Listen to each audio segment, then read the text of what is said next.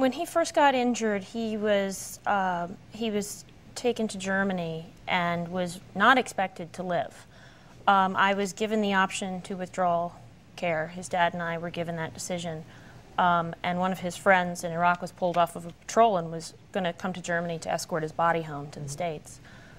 Ted took a very good turn and improved. He was in a coma for a couple months, probably about 2.5 months, and was in the hospital for, I think, 10 months consecutively. So the first year for Ted was learning how to talk again, learning how to walk again, learning how to get dressed.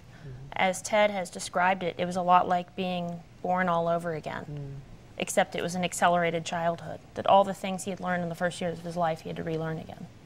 What are the biggest challenges for caregivers when their loved ones first come home?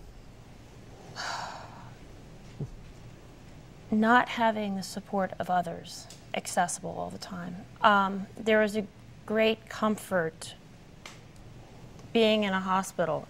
I know that sounds strange, but knowing that everything wasn't riding on my shoulders. I think the hardest challenge when you first come home is knowing that how much is riding on you and that there aren't other members of a staff around to call on. What happens when what had been an equal marriage relationship suddenly becomes much less than equal? That is one of the hardest things. Sometimes it's hard, and I find myself sometimes being resentful. I hate to admit that. Being human? I hate to admit that, but it's the reality of it. That sometimes it's very frustrating to know that I gave up school, I gave up work, I've lost a lot of my friends, and I have to give myself a reality check a lot of times and remind myself that he was in the military when I married him, and I knew that getting injured was a possibility. And like Carolyn was saying, remembering that my job now is helping him, and it is rewarding because he gets better every day. How would you advise caregivers to cope with the changes to their relationships and to family dynamics? Remembering to take care of yourself, which is easier said than done.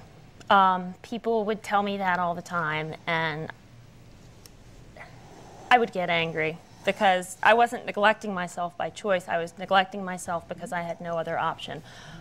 Sometimes it means that the family member that you're caring for has to make some accommodations for you. I've sat around and waited for Ted at many an appointment, and I decided a while ago that an hour out of every single day would be for me. Sometimes that meant that I wasn't running to Subway at Walter Reed and eating while walking down the hallway. Sometimes it meant that I actually sat down for 30 minutes and ate my meal. But one of the things that I also did was I would go to the gym and Ted would have to sit on the exercise bike next to me because he was just going to have to wait on me for an hour. And, you know, I think it's important to remember that there is a give and take.